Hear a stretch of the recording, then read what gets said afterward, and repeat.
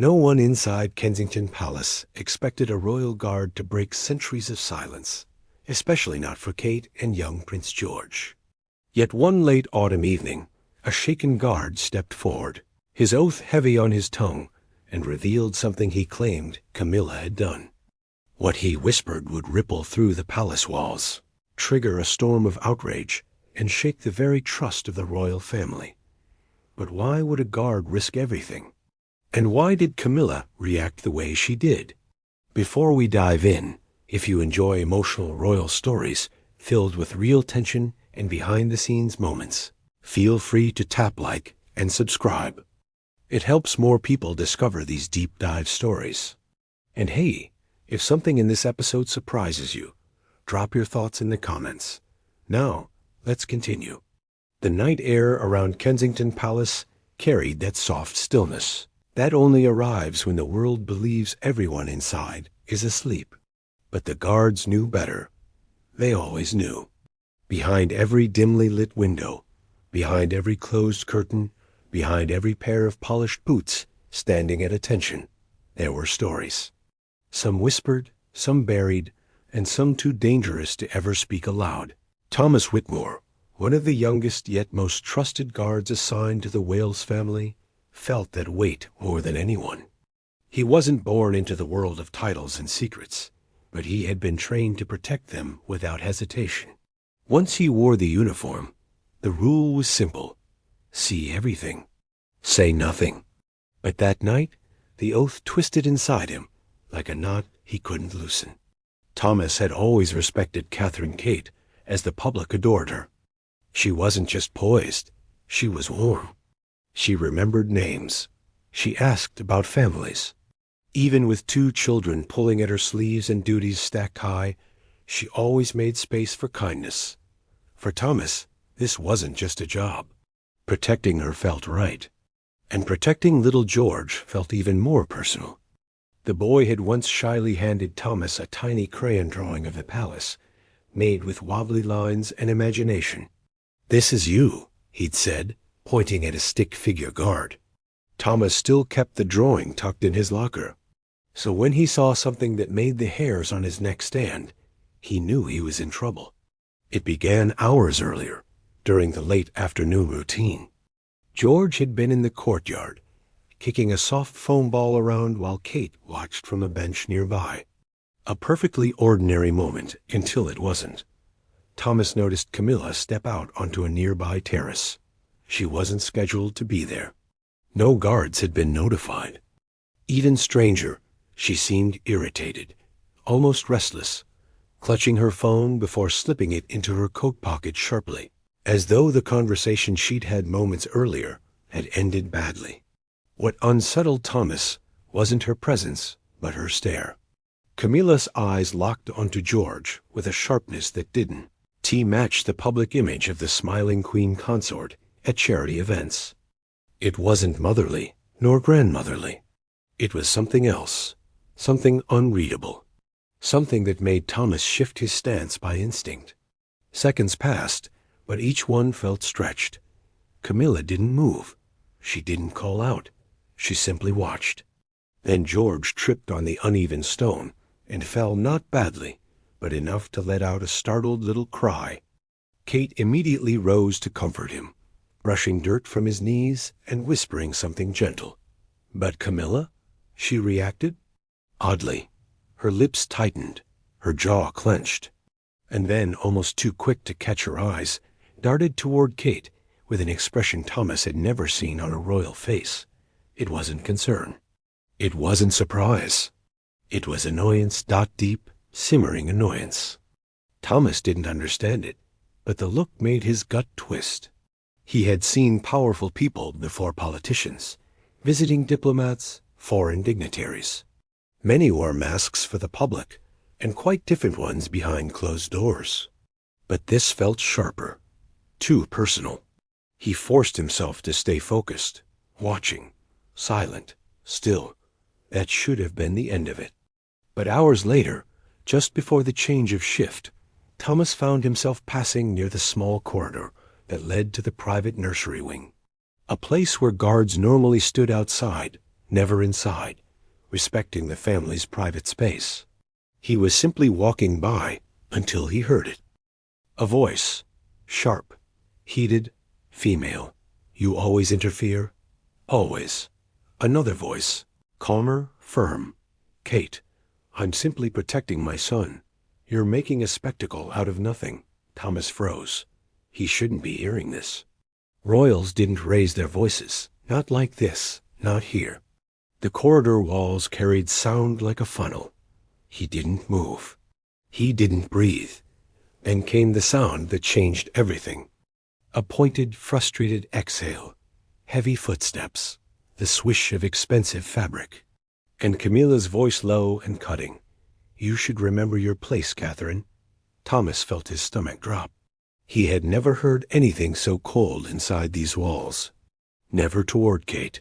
Never in relation to George. He knew he should walk away. He knew he should pretend he heard nothing. But instinct glued him to the spot. Then another sound.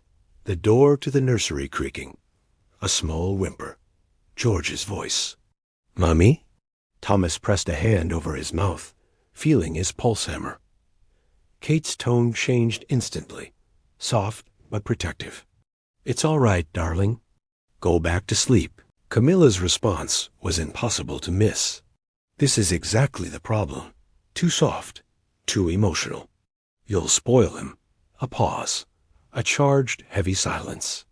Then Kate's voice, trembling slightly, but steady enough to make Thomas straighten his back. "He is my son, and I will raise him with kindness, not fear." It wasn't shouting. It wasn't dramatic. But it was strong enough to cut through the palace walls like a blade. Moments later, footsteps rushed down the corridor Camilla's, leaving in a storm of agitation. Thomas barely had time to step back into position before she appeared. Her expression was tight, her eyes flashing with something unsettled. When she passed him, she didn't look at him, but he felt her tension like static in the air. Minutes later, Kate stepped out too, cradling a half-asleep George. She didn't see Thomas at first. She was lost in thought, her face pale, her shoulders tense. Only when George stirred did she look up, and their eyes met. For a moment, she looked like she might say something, confide something. But she didn't. She simply offered him a faint, grateful nod before moving on. That nod was what broke him. Thomas knew something had happened. Something the palace would never want spoken. Something Kate shouldn't have faced alone. Something George shouldn't have heard at all. And that was when he realized the truth. He could protect their bodies with his training, but protecting their dignity, their peace, their emotional safety, that was never in the job description. Yet tonight, he felt responsible for that too. He made a choice, a dangerous one. He stepped away from his post, walked straight to the office of the senior aide on duty, knocked once, and said the words no royal guard should ever dare speak. "I need to report something concerning Her Royal Highness and the young prince." The room went still, and in that single breath, Thomas Whitmore, loyal guard, silent shadow broke his oath. Forever. The walls of Buckingham Palace are far older than the people who walk its halls, but even age cannot stop them from listening. They have absorbed whispers, arguments, alliances, and betrayals for centuries. And on the morning after Thomas Whitmore broke his oath, they absorbed something new. Tension. Royal tension. It began quietly. Too quietly. Aides moved faster. Secretaries swapped schedules in hushed tones. Footmen avoided eye contact. There was a sense that the palace had inhaled sharply, but hadn't yet exhaled. Camilla arrived earlier than usual, escorted by her personal staff. Her steps echoed with the brisk confidence of someone who believed she had control over the day ahead. But what she didn't know, what no one had warned her, is that the guard's report had already reached the ears of someone she could not afford to irritate, Prince William, and he had not taken it lightly. But Camilla walked to the halls unaware, her heels tapping, the scent of her perfume trailing behind like a declaration of authority. She moved with routine elegance until she reached the small meeting chamber where the king was to join her shortly. She expected quiet.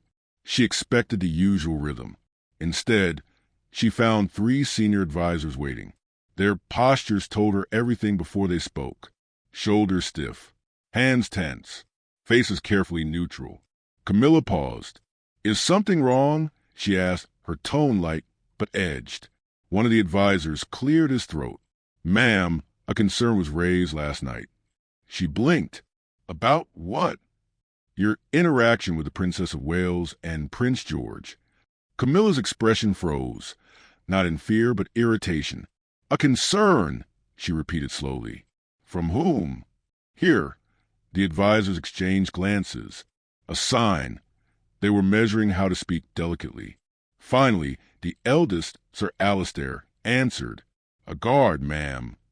Camilla's reaction was instant. "A guard?" Her voice sharpened. "A guard is reporting on private family matters now." Sir Alistair remained steady. The guard believed the situation warranted attention. She lifted her chin a fraction, the smallest sign of brewing anger. And what exactly did he claim? There it was. The question the room had been waiting for. Sir Alistair spoke carefully.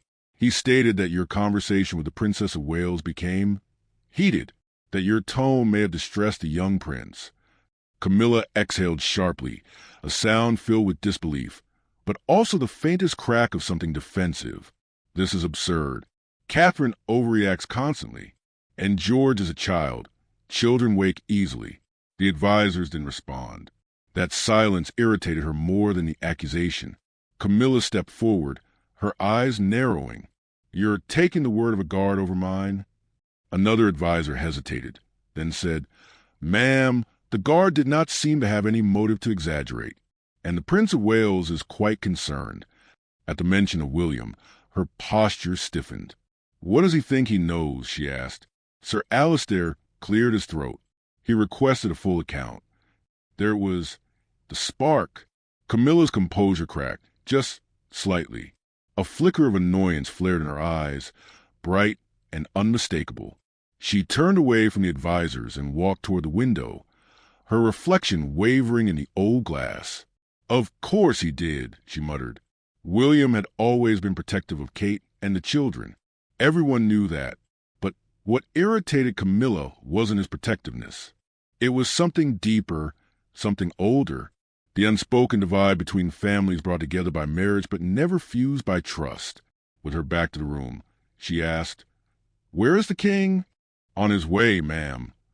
She inhaled slowly, steadying her voice. "Good. I would like to address this matter immediately." But the storm was already growing elsewhere, just a few corridors away. Prince William was in a private room, reviewing the statement the guard had given. His jaw was clenched the entire time. He read the lines twice, then a third time. Each repetition made his concern sharpen into something colder. He knew Camilla's temper. He'd seen flashes of it in private settings. She wasn't cruel, not usually, but she could be sharp, cutting. And Kate was gentle, soft-spoken, and sensitive in ways the public rarely saw. She wasn't built for confrontation. She didn't seek conflict. She avoided it if she could, so the idea that Kate had been cornered, pressured, belittled, that was enough to make William's pulse tighten. He set the report down and exhaled heavily. "This is the last thing we need," he muttered to himself. Meanwhile, back in the meeting chamber, Camilla heard footsteps approaching. She straightened, lifted her chin, and rested her hands in front of her. The advisor stepped aside as King Charles entered the room. The moment his eyes met Camilla's, he sensed the unrest. "My dear," he said, "I've been informed of a situation." The pause before the word situation wasn't lost on her. Camilla spoke first. "We're wasting time on nonsense." A guard overheard a private family discussion and twisted it into drama. Charles didn't react immediately. Instead, he moved closer, studying her with the complicated expression of a man who had spent decades navigating conflict. "What happened, exactly?" She stiffened. "I simply reminded Catherine that George needs firmness, not coddling." "And did this reminder upset her?" Charles asked. Camilla hesitated. "She takes everything personally. I can't be responsible for her sensitivity." "And George?" he asked softly. Camilla turned her face slightly away. He woke up. Children wake up. Charles let the silence stretch. It wasn't an accusation, but it wasn't approval either. Finally, he said, "Camilla, the guard's report has already reached William." That sentence landed like a stone. Camilla's eyes widened. He's taking the guard's side? He's taking his wife's side, Charles corrected gently. A pulse of frustration pushed through her calm exterior. "I won't be made the villain for a simple conversation." Charles exhaled. "No one is calling you a villain." "Not yet." The words slipped out before she could stop them. Charles frowned. "What does that mean?" "It means I know how these things spread," Camilla said sharply. "Catherine acts fragile. William reacts like a guard dog. And now a staff member is reporting conversations like he's some palace spy." Charles stepped closer. "Camilla, this isn't about hierarchy. This is about perception. The public adores Catherine. They adore the children. Anything that hints at distress will spread faster than wildfire. I didn't stress anyone." "You may not believe you did," he replied, "but perception matters." Her lips tightened, and that was when the door opened again, this time with force. William entered, not as the prince, not as the future king, but as a father. His eyes locked onto Camilla immediately, and she lifted her chin in quiet defiance. Charles stepped back slightly, aware of the thin ice forming under all their feet. William spoke first. His voice was low, calm, but burning underneath. "I want to know exactly what happened." Camilla folded her arms. "I spoke to Catherine about parenting. That's all." William's jaw flexed. "In front of George?" Camilla's expression flickered. "He woke up. Children wake up." William didn't respond. He simply stared at her. That stare lasted too long. Too sharp. Too knowing. Finally, he said, "Whatever conversation you intended to have with my wife, keep my son out of it. He's a child, not a pawn." Camilla's eyes flared. "How dare you suggest?" "I'm not suggesting." William cut in. "I'm telling you." The room fell into stunned silence. Charles looked between them. Troubled, Camilla steadied her breath, trying to regain composure. "I'm being accused of something I didn't do." "You upset my wife," William said, "and my son heard it." Camilla opened her mouth to respond, but stopped. Something in William's expression told her this was not a moment she could win, so she did something rare. She turned away. For the first time that morning, she looked unsure. After a long pause, she said quietly, "If Catherine felt distressed, I didn't intend that." William didn't answer. He simply looked at his father, then at the advisors. "This conversation isn't over," he said. "But right now, I'm going to check on my wife." He walked out without waiting for replies. The room held its breath. Camilla's shoulders dropped slightly, the fight draining from her. Charles placed a gentle hand on her arm. "Let's handle this carefully." But the truth was already out. The storm had broken, and the palace would feel its aftershocks for days. Kensington Palace was quiet that night, too quiet. The kind of quiet that follows tension, not peace. The storm that began with a whisper from a guard was now spreading through the royal corridors like a growing crack in ancient stone, and at the center of it was Prince William, pacing his private study with a heaviness in his chest that wouldn't let him sit. He wasn't angry in the loud, explosive way people imagine princes to be. His anger was quieter, focused, controlled. It lived in the tightness of his jaw, the stiffness of his shoulders, the way he tapped his thumb against the edge of the table as if trying to stop himself from doing something reckless. Earlier, after the confrontation with Camilla, he'd gone straight to Kate. He found her in their sitting room, a blanket around her shoulders, George asleep in her lap. She had that look, soft but strained, as though she was trying to hold herself together for the sake of her child. When William knelt beside her and asked what happened, she didn't blame anyone. She didn't even cry. Kate rarely cried. Instead, she said something that dug under her skin like a hooked wire. She didn't mean harm. "I think she's just frustrated." That was Kate, always giving grace, always finding kindness where others would find fault. But William saw what she couldn't or wouldn't. He saw that something had shaken her, something that shouldn't have happened. And now As he paced the study, he knew he needed answers. Not gossip, not partial truths. Facts. Because if there was one thing he learned growing up inside the royal machine, it was this. Emotions pass, but facts stay. He stopped pacing and glanced at the guard's report again. A neat, careful summary of everything Thomas Whitmore had overheard. William read it slowly, weighing every word. Then he pressed a button on the desk. Send him in. A few seconds later, Thomas entered the study. He stood tall, but William noticed a tension in his shoulders. Sir, Thomas said. Thank you for coming, William replied, motioning for him to stand at ease. I want you to tell me everything, not just what you wrote. Everything. Thomas hesitated, then nodded. Yes, sir. And for the next 10 minutes, Thomas recounted the events in detail. The courtyard, Camilla's stare, the argument, the tone, the words that lingered in the silence. There was no embellishment, no dramatic pauses, just honesty. William listened without interrupting once. When Thomas finished, the room fell still. William leaned back, his eyes narrowed in thought, not anger, reflection. Did my son sound frightened? He finally asked. Thomas swallowed. He sounded confused, sir, like he didn't know why the voices were sharp.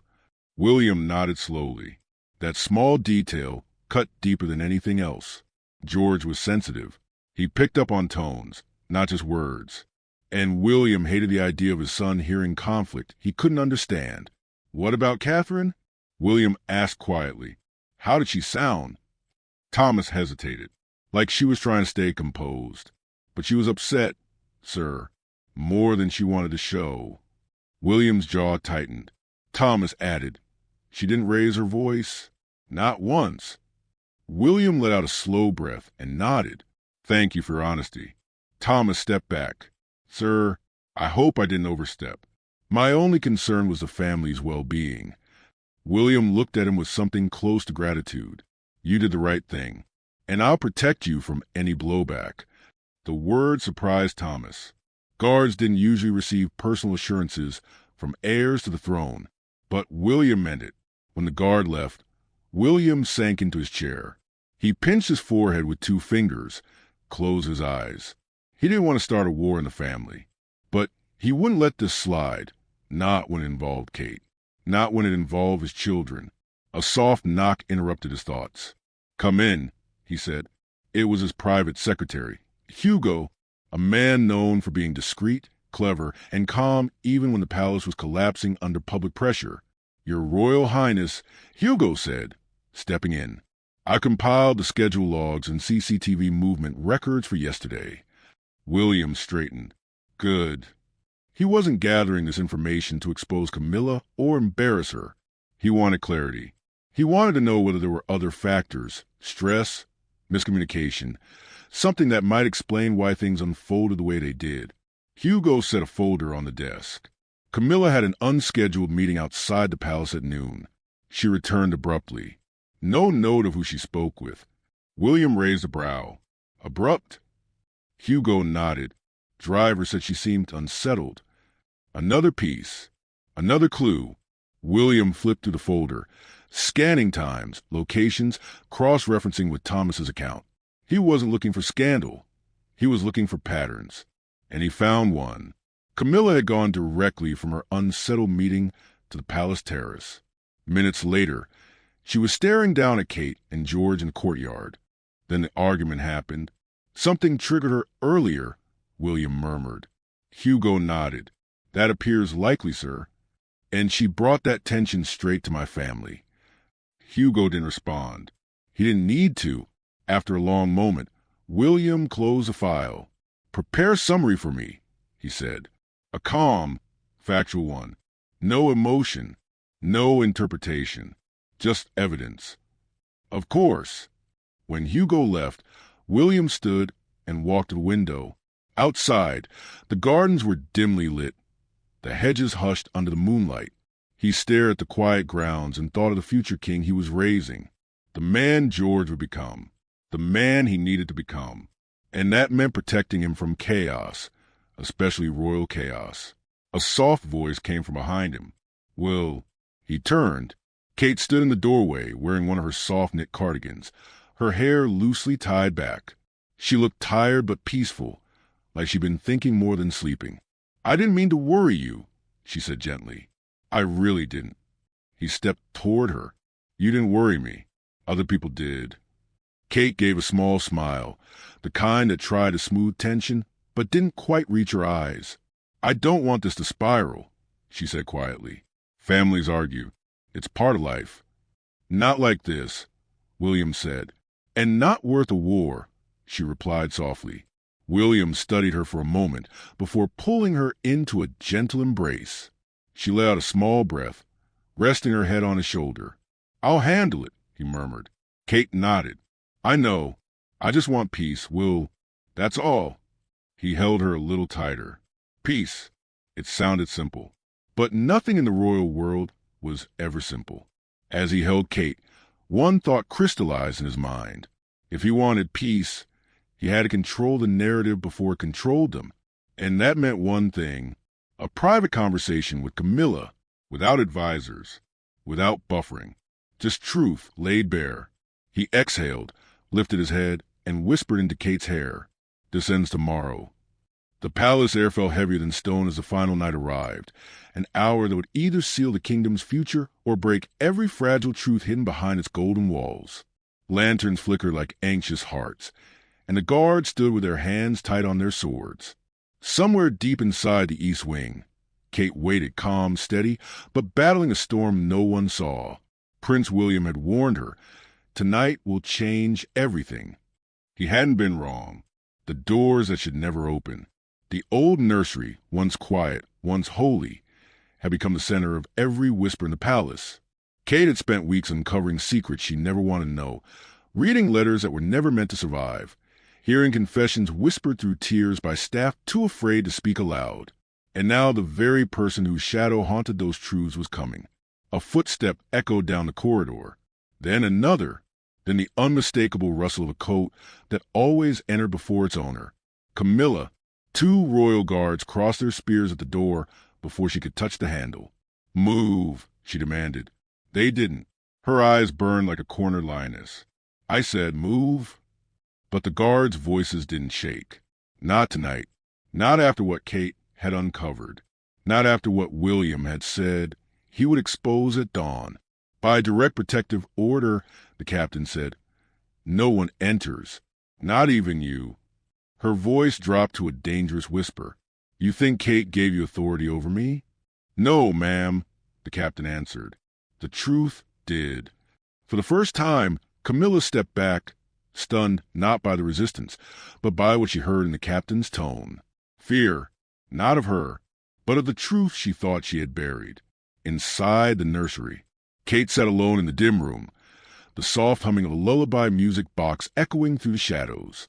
The same music box she found locked in a hidden drawer under the old crib. The tune was sweet, but the story behind it was not.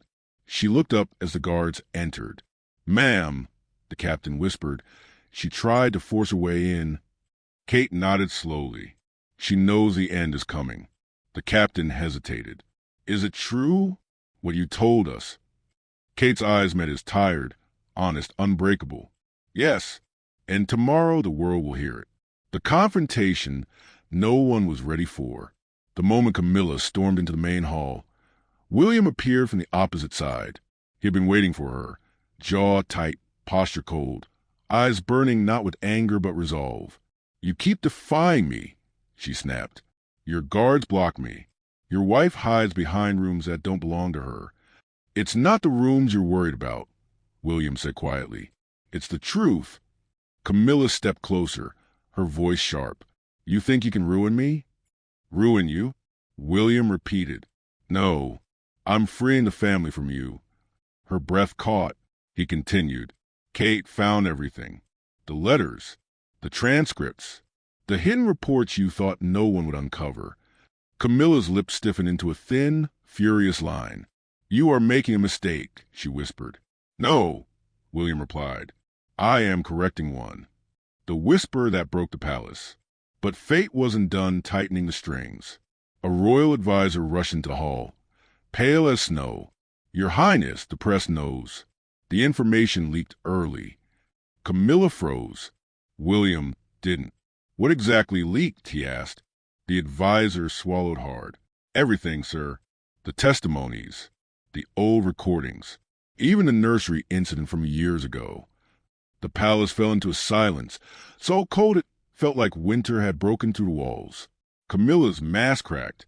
You, she choked, pointing at Kate, who had now entered the hall with the guards behind her. You did this. Kate didn't move, didn't blink, didn't raise her voice. She simply said one sentence. I protected the children you should have protected. Those words hit the hall with the force of a falling crown. Camilla staggered back, gripping a pillar as if the ground had betrayed her. The guard stood still, this time not blocking her, but watching her. The palace didn't belong to fear anymore. The collapse. For the first time, Camilla looked small, truly small, not because someone defeated her, but because the lies she had built her throne upon had finally cracked. You think, she whispered, breath trembling, that the world will see you as heroes? William stepped forward, his voice soft but invincible. No, they'll see the truth.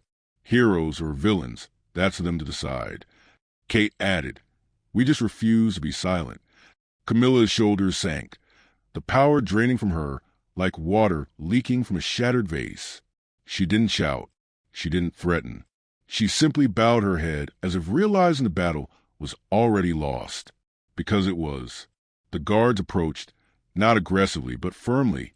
Ma'am, for your safety and the family's, we must escort you away from public areas until the investigation is complete. Her voice came out hollow. So this is how it ends. Kate looked at her, not with triumph, but with the calm of someone who fought for what mattered. No, Kate said. This is how the truth begins. The dawn that rewrote history. By sunrise, the world was already roaring. Headlines, leaks, recorded testimonies. The story of the nursery. The hidden files. Some people cried. Some raged. Some said they always suspected. But one thing stood above everything else. William and Kate didn't hide. They stood before the cameras with their heads high. The truth is painful, William told the world, but silence is worse. Kate added, our duty is to the children, the family, and the future, not to fear. Their words didn't just shake the world. They reset the balance of the monarchy. And behind them stood the royal guards, the silent warriors who chose truth over intimidation, duty over hierarchy, courage over tradition. Hours later, as the palace quieted, Kate returned to the nursery one last time.